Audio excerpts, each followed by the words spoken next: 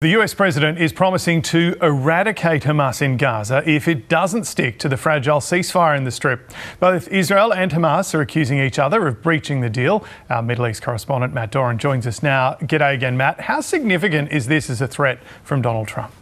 James, good morning. It's not maybe that surprising that Donald Trump is choosing to express himself in this way, considering that he is usually using flamboyant or fiery rhetoric. But it does show just how fragile this situation is and how the events of the last couple of days have put the future of this ceasefire front and centre of the minds of many, not only in this part of the world, but further afield, particularly in the United States. This is a deal that Donald Trump himself had brokered, so he wants to see it continue, but he's also taking a very firm line against Hamas, insisting that the militant group is at fault here when it comes to any violations of the deal. Now, both Israel and Hamas are accusing each other of jeopardizing this process.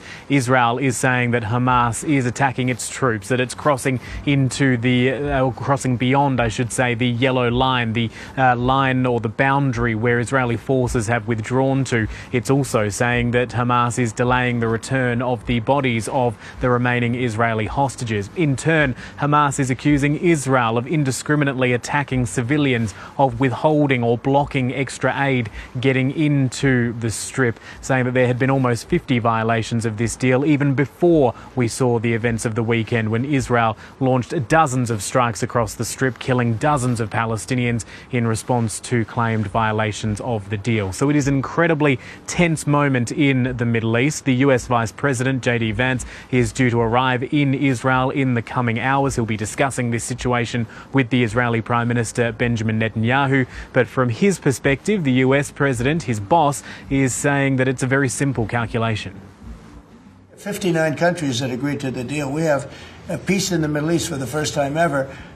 We made a deal with Hamas that, they're going to be very good, they're going to behave, they're going to be nice, and if they're not, we're going to go in, we're going to eradicate them if we have to. They'll be eradicated, and they know that. That's the US President speaking there, actually alongside the Australian Prime Minister Anthony Albanese in the White House. And Matt, has there been any progress at all on the return of the bodies of Israeli hostages? James, in the last hour or so, we have received news from the Israeli Prime Minister's office that the remains of one more of those Israeli captives have been handed over by Hamas to the International Red Cross and then delivered to Israeli authorities. It will now go through an examination and identification process to figure out exactly which of the remaining captives it is.